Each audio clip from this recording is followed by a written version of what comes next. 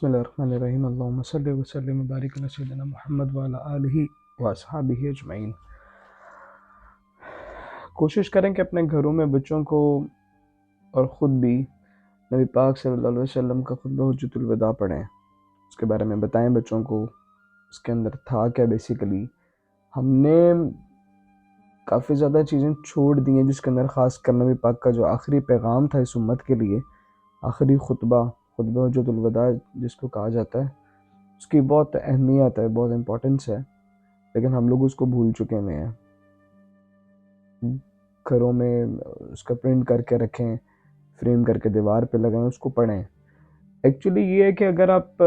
قرآن پاک کو یا احادیث کو، نبی پاک کی سنت کو اگر سمجھنا چاہتے ہیں یا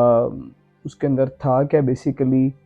اور زندگی کو کس طرح آپ نے گزارنا بیسیکلی اسوہ حسنہ کے اوپر اگر بات کرنا چاہیں، تو سب سے بہترین اور شارٹ 2 سے 3 پیجز کا صرف ایک خطبہ حجۃ الوداع ہے نبی صلی اللہ علیہ وسلم کا، جس میں آپ نے صحابہ کرام سے آخری خطاب کیا تھا، اور اس کے اندر آپ نے کچھ اس طرح ارشاد فرمایا کہ لوگوں میری بات آج سنو اور ان تک پہنچا دو جو یہاں موجود نہیں ہے، ہو سکتا ہے کہ میں اگلے سال تمہارے ساتھ حج پہ موجود نہ ہوں۔ تو جس کو سنتا ساتھی صحابہ کرام ایک دم پریشان اور رو پڑے وہاں پہ کہ یہ کیا ماجرا ہے۔ پھر اس چیز کے اندر نبی پاک نے صحابہ کرام کو خوشخبری سی دی، اذا جاء نصر اللہ آیت اتری وہاں پہ، اور فتح کی خوشخبری جب اللہ پاک کی طرف سے آئی اور نبی پاک نے صحابہ کرام کو لوگوں کو سنائی وہاں پہ، تو سارے بہت خوش ہوئے، لیکن وہ خوشی کے اس سچویشن کے اندر سیدنا ابو بکر رو پڑے۔ تو صحابہ کرام وہاں پہ پریشان کہ ابی بکر کیا ماجرا ہے، یہ تو خوشی کی بات ہے کہ اللہ تعالیٰ نے فتح دیا اور اتنے لاکھوں مسلمان، لاکھوں جو کفار ہیں وہ اسلام کی طرف آئے اور اس طرح سے شامل، اور فتح کی مطلب خوشخبری ہے، تو آپ رو رہے ہیں۔ حضرت ابو بکر نے فرمایا کہ آپ نہیں جانتے کہ حضور کا آخری خطبہ اور اس کے بعد حضور ہم میں نہیں ہوں گے، اب دوبارہ حج کا موقع نہیں ہوگا، دوبارہ اس طرح سے معاملات نہیں ہوں گے۔ تو بڑا خاص قسم کا تحفہ ہے نبی پاک صلی اللہ علیہ وسلم کی طرف سے آپ کی امت کے لیے، اور ہم نے سب سے زیادہ اس کو اگنور کر دیا ہے، سب سے زیادہ اس کو بھول ہی گئے ہیں، پتہ ہی نہیں ہے کہ بیسیکلی تھا کیا۔ ایزی اور بہت جامع اور بڑی خوبصورت ترین خطبہ، پوری کائنات میں اس طرح کا خطبہ کسی نے نہیں کیا، کسی نے نہیں لکھا، یا کوئی ایسا معاملہ ہوا ہے جس طرح نبی پاک علیہ السلام نے فرمایا ہے۔ خاص کر اس کے اندر جو بیسک مین پوائنٹس تھے وہ بہت امپورٹنس رکھتے ہیں خواتین کے حوالے سے، اور مسلمانوں کا آپس میں بھائی چارے کے حالات اور اس طرح کے معاملات کے اندر کافی زیادہ، مطلب اگر آپ قرآن پاک سے جو چیزیں نکالنا چاہتے ہیں اور ساتھ ساتھ احادیث کی روشنی سے اگر آپ کچھ چیزیں نکالنا چاہیں، ان ساری چیزوں کی سمری اور سارا کچھ اگر نہیں بھی کر سکتے، نہیں بھی پڑھ سکتے، صرف خطبہ حجۃ الوداع ہی پڑھ لیں، اسی پہ ہی عمل کر لیں، تو آپ کی زندگیاں کمال اور خوبصورت ترین بن جاتی ہیں۔ بہت زیادہ مطلب نبی پاک نے حقوق نسواں، فیمنزم کی آج کل جس طرح سے بات چل رہی ہے، اس حوالے سے اوورآل ہر چیز کا سلوشن نبی پاک نے اس کے اندر فرما دیا، کلیئر بھی بتایا کہ عورتوں کے معاملے میں اللہ تعالیٰ سے ڈرتے رہیں، یہ ذہن میں رکھیں کہ آپ کو عورت نکاح کے اندر تو مطلب اللہ تعالیٰ کے نام پہ ملتی ہے، اور اللہ تعالیٰ سے ہی آپ نے ڈرنا ہے، اسی نے سوال کرنے ہیں، آپ اس کو جواب دیں ہیں۔ اپنے آپ کو یہ نہیں ہے کہ اگر آپ اختیار رکھتے ہیں، اگر آپ سب کچھ کر سکتے ہیں تو آپ عورت کے اوپر چڑھائی کرتے ہیں پکڑ کے، نہیں، ایسا بالکل بھی نہیں ہے۔ نبی پاک نے کلیئرلی فرمایا کہ اللہ سے ڈریں عورت کے معاملے میں، کہ عورت کے معاملے میں جو اللہ سے خوف کھاتا ہے، obviously سی بات ہے اس کے ذہن میں یہ چیز ہوتی ہے کہ کل کو قیامت والے دن میں اللہ پاک کی نبی پاک علیہ السلام کی بارگاہ کے اندر جواب دیں اس عورت کا، تو اس چیز کی وجہ سے بہت زیادہ حالات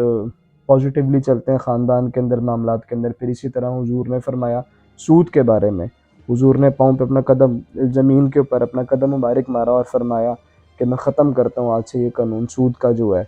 انتقام لینے کے بارے میں حضور نے اسی طرح فرمایا کہ میں انتقام لینے کے اوپر بھی بہت زیادہ سختی سے منع کرتا ہوں کہ آج کے بعد کوئی بھی آپ لوگوں میں سے اس طرح کی ایکٹیویٹیز میں نہ پڑے۔ پھر گمراہ ہونے کا بتایا کہ میرے جانے کے بعد آپ لوگ گمراہی سے بچنا، کہ ایک دوسرے کا قتل نہ کرنا، ایک دوسرے کو مارنے کی طرف نہ آنا، اور اسی طرح سے جس کام کے اوپر نبی پاک علیہ السلام نے ہم سب کو منع فرمایا، آج کل اس پوری امت کے اندر وہ سارے کام چل رہے ہیں۔ ہم عورتوں کے ساتھ بھی غلط بیہیو کرتے ہیں، ہمارا سود کے اوپر بھی پراپر نظام، سارا سسٹم پوری دنیا کا، خاص کر پاکستان کا سود کے اوپر نظام سارا چل رہا ہے ہمارا۔ ہمارا بھائی بھائی آج گھر کے اندر کیا حالات ہیں وہ سب اس طرح سے مطلب چلتے ہیں، اور مسلمانوں کا آپس میں انتقام لینے والے جو حالات ہیں، ہر گلی محلے کے اندر بدماشیاں اور بدلے لینے کے ٹارگٹس پہ سارے بیٹھے ہوئے ہیں۔ جس چیز سے حضور نے منع فرمایا نا، اس چیز کے اوپر ہم لوگوں نے بالکل ٹوٹلی مطلب ایک غلط انداز میں رہے ہیں۔ تو بہت زیادہ مطلب ایک پریشانی والی سچویشن اور حالات کے اندر میرے خیال سے بہترین تحفہ ہے، ایک سیکرٹ تھنگ ہے سب کے لیے، سیکرٹ سٹف سب کو ملتا ہے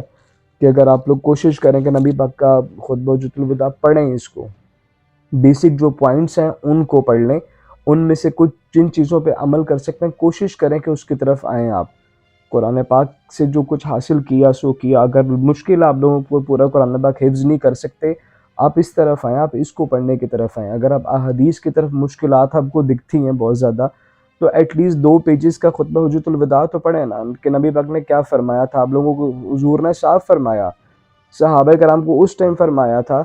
کہ آپ ان تک پہنچائیں میری یہ بات جو یہاں پہ موجود نہیں ہے۔ آخر کچھ تو تھا اس کے اندر جو حضور نے آگے آپ لوگوں تک پہنچانے کے لیے یہ بات فرمائی تھی۔ اور آپ نوٹ کریں، اس ٹائم کوئی بیٹھا کتاب میں نوٹ نہیں کر رہا تھا، کاپی پہ لکھ نہیں رہا تھا اس وقت، لیکن ایز اٹ از آج ہم تک وہ چیز پہنچی ہے۔ تو اس کے اندر خاص مطلب کہ بڑا کہہ سکتے ہیں کہ بڑا کرم والی چیز ہے، سیدی کا اپنے امتیوں کے لیے خاص ایک تحفہ ہے۔ پھر حضور نے وہاں پہ فرمایا کہ اسلام جو ہے، اسلام کے اوپر، دین کے اوپر، دین مکمل کر دیا گیا، آج کے بعد کوئی اور دین نہیں ہے، نہ دین حضرت عیسیٰ علیہ السلام کا، حضرت موسیٰ علیہ السلام کا، نو۔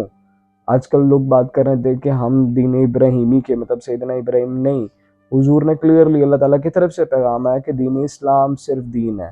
اور اسی کو اللہ تعالیٰ نے پسند فرمایا، اسی کے اوپر ہم لوگ ہیں، اور ہمارا دین ہی اسلام ہے، اور وہی اسلام ہے جو سیدی نے ہمیں بتا دیا، بس اس کے علاوہ ہم کسی اسلام کو یا کسی اور مذہب کو، کسی اور دین کو، کسی اس میں وہ نہیں ہے، صرف حضور کا جو بتایا ہوا دین ہے، دین اسلام، ہم اس کے اوپر ہیں۔ اس کے اندر ہی نبی پاک نے خاص کر آج کل کے دور سے مطلب آج کل حالات اگر دیکھے جائیں کہ عورتوں کے حوالے سے کافی زیادہ معاملات سننے میں آتے ہیں، کہ خاص فوکس مجھے یہ لگتا ہے کہ اس کے اندر اسپیشل ایک ٹاپک تھا خواتین کے حوالے سے، کہ خواتین کے ساتھ سلوک کس طرح کرنا ہے، ایک شوہر کا ایک اپنی بیوی کے ساتھ کس طرح کا معاملہ ہونا چاہیے۔ اسی طرح حضرت عمر کے دور کے اندر ایک دفعہ ایک خاتون بہت بوڑھی ہو چکی ہوئی تھی، تو وہ حضرت عمر کی بارگاہ میں حضرت عمر کے پاس آئی اور فرمایا کہ میرا شوہر میرے ساتھ زیادتی کرتا ہے، ناراضگی کا اظہار کرتا ہے وغیرہ، اور مجھے چھوڑ کے وہ دوسری شادی کے چکر میں ہے، تو بہت رو رہی تھی وہاں پہ۔ تو حضرت عمر نے اس کو بلا لیا شوہر کو کہ بھئی اس طرح کے معاملات ہیں، وہ بوڑھی خاتون اور تم اس کے ساتھ یہ سلوک کر رہے ہو۔ تو شوہر نے بتایا کہ میں اب نہیں اس کو پسند کرتا، یا میرا دل نہیں لگتا اس کے ساتھ، یا میں نہیں چاہتا اس کو، تو میں دوسری شادی اس لیے کرنا چاہتا ہوں۔ تو حضرت عمر بہت غصے میں آئے، بہت اس کو ڈانٹا وہاں پہ، بہت ایک ڈپٹ والا معاملہ کیا ان کے ساتھ، اور پھر فرمایا کہ ساری زندگی وہ عورت آپ کے بچوں کو اور آپ کی خدمت میں گزاری، اس نے پوری جوانی آپ کی خدمت میں گزاری، پوری جوانی اس نے آپ کے بچوں کے ساتھ، آپ کے گھر والوں کے ساتھ پورے گھر کو سنبھالنے اور سنوارنے میں لگائی ہے، اور آج جب وہ بوڑھی ہو چکی ہے اور آپ کو اٹریکشن یا اس کے ساتھ محبت والا معاملہ نہیں ہے، تو آپ اس کو چھوڑ رہے ہیں یا دوسری شادی کے چکر میں ہیں۔ تو حضرت عمر نے بہت ڈپٹ والا ڈانٹا پراپر، پھر وہاں پہ سمجھایا اس کو کہ آپ ان کو لے کے جائیں اسی طرح محبت اور شفقت۔ اب اگر آپ لوگوں کا آخری وقت چل رہا ہے یا آخری معاملات ہیں، تو اس طرح سے چھوڑنے کے بجائے اس کی کیئر کریں، اس کو ساتھ رکھیں، بس یہ ذہن میں رکھیں کہ اس نے ساری زندگی آپ کے ساتھ، obviously سی بات ہے، ایک عورت ساری زندگی، پوری ایک جوانی، ایک ینگ ایج سے لے کے آن ورڈ، جب تک اس کا نہیں ہوتا معاملہ تب تک وہ آپ کے ساتھ چلتی ہے، اور اینڈ پہ جا کے آپ دوسری شادی کے چکر میں اس طرح کے معاملات کرتے ہیں۔ یہاں اس لیے فرمایا گیا کہ عورت کے معاملے میں اللہ تعالیٰ سے ڈرتے رہیں، یہ معاملہ صرف وہی کرتے ہیں جو اللہ تعالیٰ سے ڈرنے والے لوگ ہوتے ہیں۔ اللہ تعالیٰ جزا دے، خیر ہو آپ لوگوں کی، اور کوشش کریں کہ اس خطبہ حجۃ الوداع کو لوگوں تک پہنچائیں، PDF کر کے اس کو آگے شیئر کریں سب کے ساتھ، پبلکلی بھی سب سے ڈسکس کریں، اور فریمز لگوائیں گھر میں تاکہ لوگ اس طرف آئیں، اور نبی پاک کو کی بات کو، نبی پاک کے بتائے ہوئے پیغام کو آگے سے آگے شیئر کریں۔ خاص کر بیسک جو اس میں پوائنٹس بتائے گئے تھے بھائیوں کے معاملے میں، خواتین کے حوالے سے کہ مسلمان آپس میں بھائی بھائی، اور کالے اور گورے کا خاص کر ذکر کیا گیا تھا، اور لڑائی جھگڑے اور اس طرح کے معاملات، اور گمراہ ہونے سے حضور نے منع فرمایا کہ گمراہ نہ ہو جانا میرے جانے کے بعد۔ اور جس طرح کے ٹاپکس پہ حضور نے مین بیسک کچھ ٹاپکس ہیں ان کے اوپر ڈسکشنز ہو چکی ہوئی ہیں پہلے بھی، لیکن دوبارہ سے دھیان دیں اس طرف، کوشش کریں کہ اپنی زندگیوں کو نبی پاک کے طریقے کے مطابق، اگر آپ سنتوں کو پراپرلی نہیں پڑھ سکتے، اگر آپ احادیث کی روشنی سے کچھ چیزیں نہیں، آپ صرف خطبہ حجۃ الوداع کے اوپر ہی عمل کر لیں، تو میرا نہیں خیال کہ کوئی بہت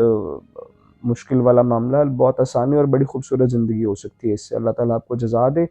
جزاک اللہ خیر۔ السلام علیکم ورحمۃ اللہ۔